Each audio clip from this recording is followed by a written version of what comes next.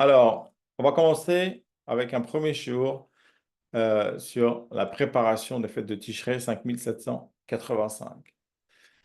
On est en Elul, on est Rosh Chodesh Elul, le deuxième jour de Rosh Chodesh. On a la lumière du Rosh Chodesh sur nous et on a un mois de préparation extraordinaire pour des fêtes non moins extraordinaires.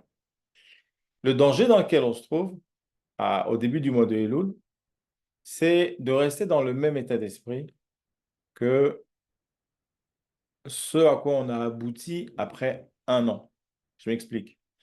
L'année dernière, on a passé les fêtes de Tishrei, Rosh Hashanah, Sukkot, Simchat Torah, et puis l'année s'est passée, et sans s'en rendre compte, tout au long de l'année, en fait, on chute progressivement. On n'arrive pas à se maintenir. C'est normal, puisque l'énergie qu'on prend pendant les fêtes pour maintenir certains niveaux de tchouva, un certain nouveau niveau de pratique qu'on a pris sur nous, Rosh Hashanah, de l'an passé, au fur et à mesure, plus on s'éloigne de Rosh Hashanah, et plus l'habitude reprend ses droits, les vicissitudes de la vie font qu'on s'occupe plus de Olam Hazé que du Olam Haba, parce qu'on doit gérer le quotidien, on doit gérer la vie en société. Et donc forcément, cette espèce de mois de folie qu'on passe, où on est accroché au fait, où on a un air nouveau, quelque chose de nouveau qui nous remplit, une énergie nouvelle pour l'année d'après, forcément, ça disparaît, ça s'effiloche. Comme on l'avait vu dans le Dvar Torah sur Tisha B'Av. On arrive à la fin de l'année, on est à plat en fait. On est complètement à plat. Et le dernier mois de l'année, finalement, c'est Elul, puisque le premier mois, c'est Tishrei. Et donc Elul, c'est le mois où on est en fait le plus loin de cette énergie de renouvellement, cette énergie où on a promis à Hachem qu'on va faire des choses bien. Le mois d'Elul, c'est le mois où on est le plus éloigné du mois de Tishrei précédent. Et donc c'est le mois où on est le plus endormi par rapport aux promesses qu'on a fait à Hachem. Et donc en fait, c'est le mois où on est le plus insensible à l'avodat Hashem, où on est le plus insensible au changement. Et c'est pour ça qu'en Elul, le premier travail qu'il va falloir, c'est changer. C'est pour ça qu'on a les slichot, il y a une cassure qui s'opère, on se lève plus tôt, on fait quelque chose d'inhabituel. Il y a cette espèce de changement qu'il faut insuffler, qu'il faut instiguer, qu'il faut démarrer. Et pour démarrer le changement, il faut penser qu'il y a quelque chose à changer.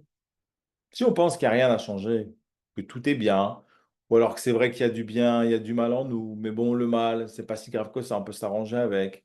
On s'arrangera avec Akadosh Baruch Hu, il nous a créés comme ça, c'est normal, il nous comprend, etc. En fait, si on pense pas qu'il y a quelque chose à changer, on va arriver à Rosh Hashanah, dont le principe, c'est là, ce qu'on appelle la Hitrachut. Le principe de Rosh Hashanah, c'est justement le renouveau, le renouvellement complet pendant un mois de Tishrei, où on va mettre en place un nouveau projet spirituel, d'abord dans la pensée, avec Rosh Hashanah, ensuite dans la parole, avec Kippour, et ensuite dans l'acte, avec Sukkot. Eh bien, ce renouveau spirituel, ce nouveau projet de vie pour un an, il va faire suite à un changement qui s'opère. Pour être nouveau, il faut changer. Être nouveau, ça va être à partir de Rosh Hashanah. Changer, c'est en Elul. Mais là, on est au début d'Elul. Il faut donc provoquer le changement. Comment on va provoquer le changement? Eh bien, on va provoquer le changement en se rendant de nouveau sensible. Parce que quand on va se rendre de nouveau sensible à ce qu'on est réellement, du point de vue de la Torah, à ce qu'on devrait être et ce qu'on est réellement, quand on se rend sensible de nouveau à ça, on voit apparaître le contraste de manière criante. Et à ce moment-là, ce qu'il y a de mal en nous, on doit changer. Ce qu'il y a de mal en nous, qui nous paraissait pas si grave que ça, on peut s'arranger avec. Tout à coup, ça devient insupportable. Et ce mal en nous, c'est-à-dire en fait ces incartades, ces détours par rapport au service divin, ce mal qui est en nous, qui va apparaître de manière criante comme quelque chose qu'il faut absolument éliminer grâce au contraste qu'on a mis en place, grâce à la provocation du changement. C'est ça qui va nous réveiller au changement et c'est ça qui va nous permettre d'être nouveaux pour Rosh Hashanah. Et c'est ça qui est très important, c'est qu'à partir du moment, à partir du mois des premiers jours de Elul, il faut viser, on va arriver à Tishrei comme un homme complètement nouveau. C'est ça le but. C'est qu'Hachem, le jour de Rosh Hashanah, il voit quelqu'un de nouveau. Et c'est ça qu'on va négocier avec Hachem. C'est ce contrat-là de nouveauté qui va nous permettre de négocier un nouveau contrat de vie pour l'année prochaine. Parce que chaque année, on arrive à Rosh Hashanah et on dit à Hachem, ouais, bon, écoute, c'est vrai que l'année dernière, c'était pas top, mais je vais faire des changements, je vais faire des améliorations, je vais augmenter mon niveau de pratique, d'études, etc. Je vais faire teshuva, mais ça y est, c'est fini. La teshuva, c'est en Elul. On ne fait pas teshuva à Tishrei. On ne fait pas teshuva à Rosh Hashanah. La teshuva, elle est en Elul, la vraie teshuva. Après, on a 10 jours de teshuva où on va réaliser le plan et le projet de teshuva qu'on a pensé pendant Elul. Mais la teshuva, elle se fait au mois de Elul, on verra comment. Et donc, il faut pour cela provoquer un changement. Pour provoquer un changement, il faut se désensibiliser, d'accord? Se resensibiliser, pardon, plutôt, à ce qu'il y a en nous qui est bon et qui est mauvais, faire apparaître donc ce contraste et commencer à réfléchir, non, cette chose mauvaise-là, je ne peux pas rester avec. Conclusion des courses, où on en est? On est au début de Elul, on a compris qu'on est insensible au mal qu'on contient. Le mal, ça correspond au Averot qu'on fait, ça correspond au manque dans notre étude de Torah, ça correspond à tous les dérapages qu'on a contrôlés ou incontrôlés dans la Torah. Et ce mal-là, d'accord, auquel aujourd'hui on est plus sensible, on se dit qu'on peut s'arranger avec, on se dit que c'est pas si grave que ça, de toute façon c'est un mal qu'Hachem a mis en nous, etc. Alors oui, c'est vrai, Hachem a mis en nous du mal, d'accord, il a mis en nous des tendances à s'écarter des comportements de la Torah, mais Hachem nous demande aussi un travail, c'est justement d'améliorer ces choses-là, Sour Mera Ve'asetov, et de ne pas conserver ces choses-là. Donc, comment se rendre sensible de nouveau? Eh bien, à chaque fois, on va se mettre une caméra sur la tête, on va se dire la chose suivante. À chaque fois que je connais l'halakha ou un comportement de Torah, chaque fois que je vois qu'il y a quelque chose que je fais qu'Hachem n'aime pas, ou qu'il y a quelque chose qu'Hachem aime et que je ne fais pas, au lieu de me dire, bon, c'est pas grave, plus tard on verra, je vais améliorer ça, je travaillerai ça plus tard, ou de toute façon Hachem, il me connaît, ou il va me comprendre. Ce qu'on va se dire, on va s'arrêter, on va se dire, attends, mais en fait, c'est hyper grave ce que je suis en train de faire. En fait, c'est hyper grave. À cause de ça, je vais être Hayav Mita. Ça veut dire quoi, je vais être Hayav Mita? Ça veut dire quoi, je vais mourir? Ça veut dire qu'à cause de ça, je ne passe pas le dîn de Rosh Hashanah. Je ne passe pas le dîn de Rosh Hashanah. C'est pourquoi je ne passe pas le dîn de Rosh Hashanah? Personne ne passe le dîn de Rosh Hashanah. Puisque Hayom, Aratolam, Rosh Hashanah, le monde va être recréé entièrement. Donc en fait, la totalité de la terre, les animaux, les végétaux, les hommes, tout le monde meurt et tout le monde est recréé.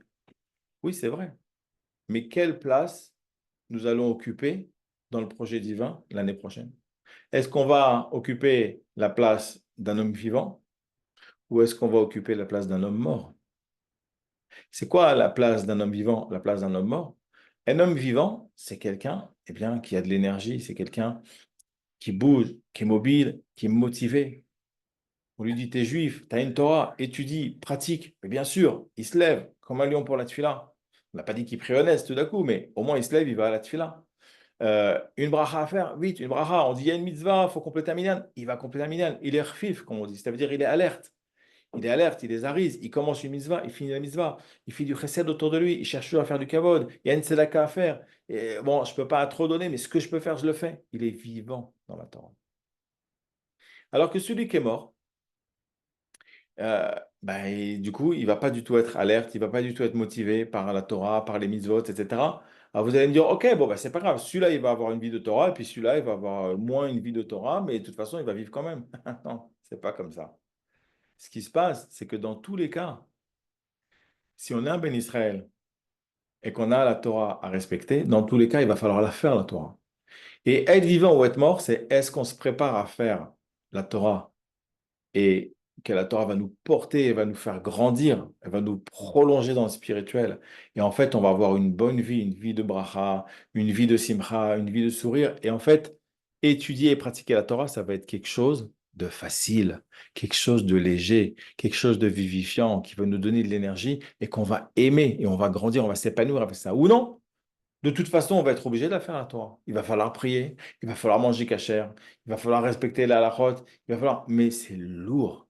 c'est lourd à porter. On se demande ce qu'on fout là. On se dit, purée, mais en fait, peut-être j'aurais mieux fait d'être goy, ou on va chercher à vivre en tant que juif, mais comme un non-juif finalement. C'est-à-dire, on va, en fait, on va pas être bien parce que, sauf, on est juif, on est ben Israël et on a une neshama. Et notre neshama, elle a soif de Torah. Elle a soif de Torah, elle a soif de tefila. Donc, quand on va faire une tefila, ça va être dur, on va pas envie de la faire. On va commencer à raccourcir des moments, raccourcir des passages. Ah, aujourd'hui, il n'y a pas de tachanonim, il y a une brit mila. Ouais, génial, d'accord. Ça veut dire. Non, Tachanonim, celui qui lit Tachanonim comme il faut et qui comprend, il comprend qu'en fait c'est un kippour. C'est un kippour, on se nettoie Tachanonim, mais c'est une joie. Quand il y a Tachanonim lundi, jeudi, mais c'est extraordinaire. Prenez le temps de lire mot par mot, de comprendre ce qu'il y a dans Tachanonim.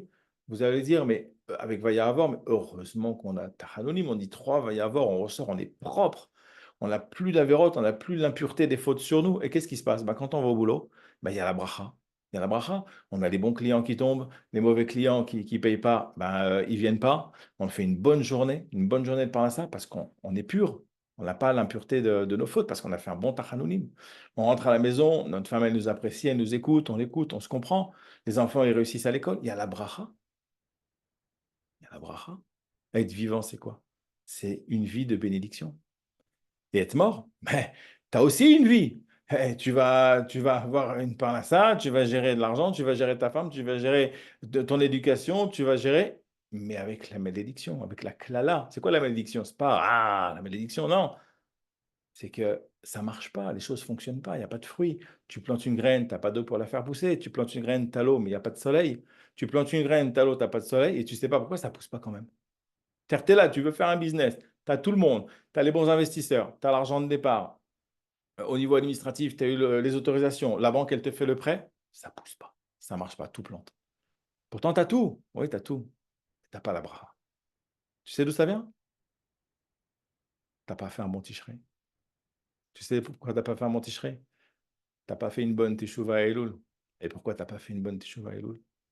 Parce que tu es resté dans l'insensibilité. Dors, tu es sur la plage au mois d'août, tranquille, tu te dis, ça y est. Et puis tu rentres des vacances, et en fait, tu es encore à la plage. C'est fini, c'est fini. Il faut se réveiller. C'est maintenant.